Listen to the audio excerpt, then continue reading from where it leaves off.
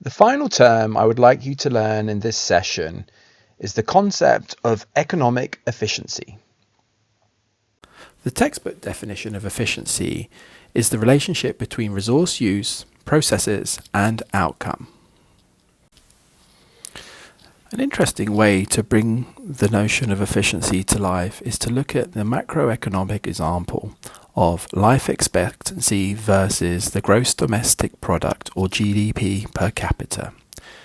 Taking this example from 2005, we can see that there is a very clear relationship between the amount of resources within a country and the life expectancy at birth.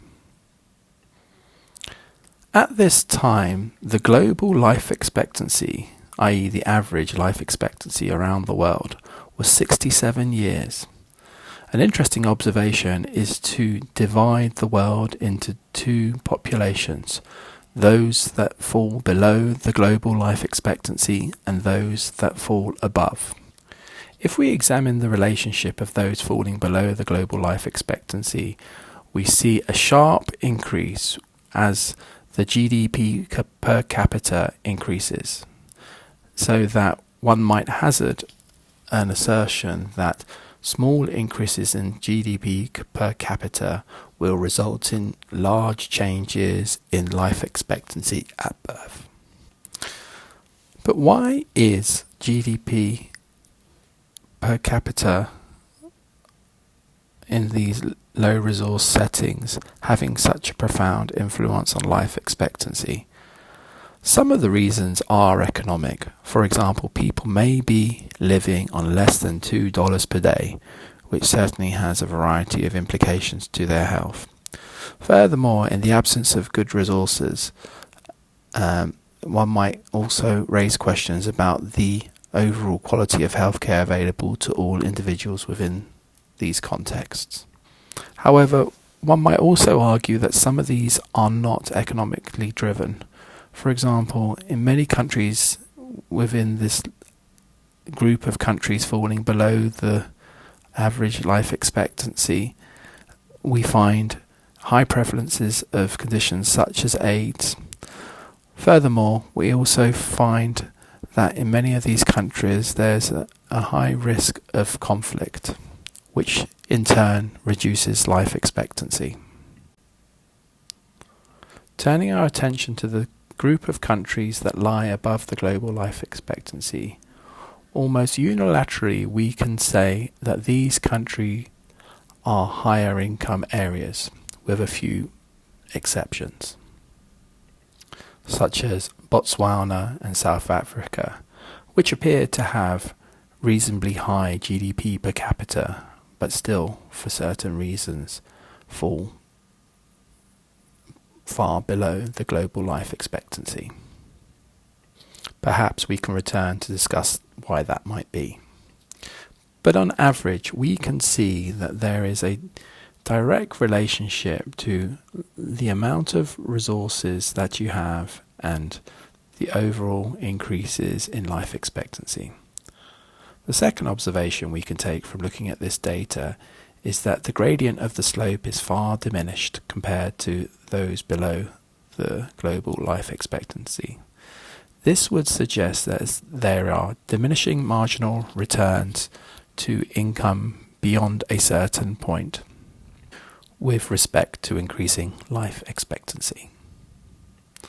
Nonetheless, if this trend line is to be trusted, we can also conclude that for every small increase in GDP per capita, there is some marginal gain in life expectancy. But as we look across this group, we can also notice that a large number of these countries are falling above the trend line. This would suggest that there are other differences occurring within these contexts. But why are these different? Well, overall, the availability of resources results in different choices. For example, with increased resources, one might raise the question, what are the standards of living like within that context? One might also ask the question, does that context have better healthcare, or indeed better education, which we know also has a direct relationship to health, and various other inputs may also be important. But overall, with increased resources, we all know that we have greater choice. So one might argue that it is in fact after a certain threshold, the quality of the choices you make within your context that drive life expectancy. Drives improvements in life expectancy. My favourite example of quality of choices at a country level that may be driving this underlying life expectancy is a comparison between the United States and Cuba.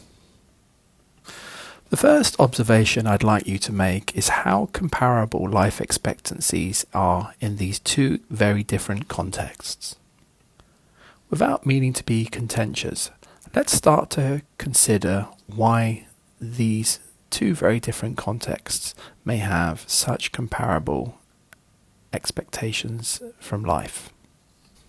Firstly, when we consider the United States, we know that this is a country with a significantly larger population than Cuba, and covering a large geographical area, we can also say that there's a huge amount of heterogeneity in the populations living within the states.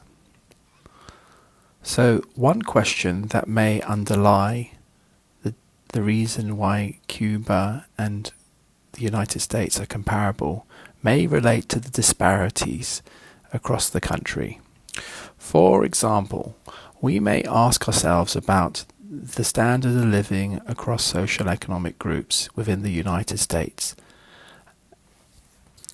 Furthermore, as many of us know, there are issues with the US health system. Based primarily on a market-based approach, the US health system may not provide equal access to all individuals. Therefore, in certain situations, life expectancy could be argued to be reduced as a result of poor health outcomes. There are possibly a number of other factors that you would like to consider and argue that may be underlying the life expectancy of the states. But let us now turn our attention to Cuba. Firstly, before looking at the Cuban health system as the sole reason for the life expectancy in Cuba, let's consider the standard of living. Despite the embargo on trade to Cuba, the economy is self-sufficient and produces a variety of produce sufficient to ensure good quality of living for the population. Furthermore, initiatives within Cuba have sought to ensure that every individual within the society is treated equitably, and, for example, Cuba claims to have no homelessness. Furthermore, campaigns in Cuba, if we accept this notion that education improves health, have sought to ensure 100% literacy across the population. On average, it could be argued, therefore, that the Cuban population may have a higher level of education than other countries with comparable resources, and thereby, by having higher levels of education, have improvements in the health gains resulted from this education. But turning to the Cuban health system, there are some notable reasons why this may also be contributing to this unexpected high level of life expectancy. First of all, Cuba has a proactive approach to ensuring access of all individuals to healthcare. The health system is free at the point of contact and universal. This means that all individuals within the country can access healthcare. Furthermore, Cuban legislation places the responsibility on physicians to ensure timely access of patients to care. By extension, physicians in Cuba are not permitted to private practice, or should I say practice privately. Beyond that, at a public health level, Cuba has run a number of initiatives which could be attributed to improving life expectancy. Firstly, there was the focus on AIDS resulted in there being 1/6 of the prevalence of AIDS compared to the USA. Furthermore, focus on infant mortality has seen the rates of infant mortality drop from 5.4% to 0.7%. But overall, as a country, Cuba could be argued to be achieving these above average gains due to the fact that as a country it has prioritized health. However, it's not advisable to overly dwell on making cross-country comparisons because it's very difficult to control for every potential source of variation between countries to ultimately determine why certain factors are contributing. So we cannot say whether, in fact, something about Cuba that has driven it to be above a trend line or something about the United States that's been below it. And certainly we cannot make comparisons to say the two. More importantly, this exercise is to really illustrate something about efficiency in terms of the resources available. So when we look at this idea of a trend line, what we might actually be seeing is this idea of a diminishing marginal return, whereby we are developing a flat to the curve. This idea of a flat of the curve is this notion whereby we have got to the maximum potential production that is available with respect to resources, and no increase in resources is going to increase the level of production anymore.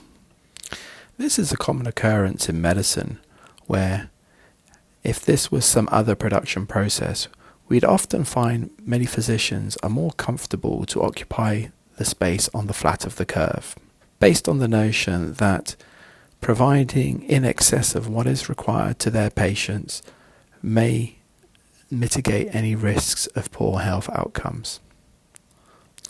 Whilst this is admirable, this may not be making best use of resources. In fact, turning our attention back to the area where Cuba occupied, this is the type of area that, should we be able to define our production frontier, we would prefer to occupy, in that this is where the gradient is suddenly changing and we have essentially maximized the benefits that are potential from the available resources. This would be an efficient point.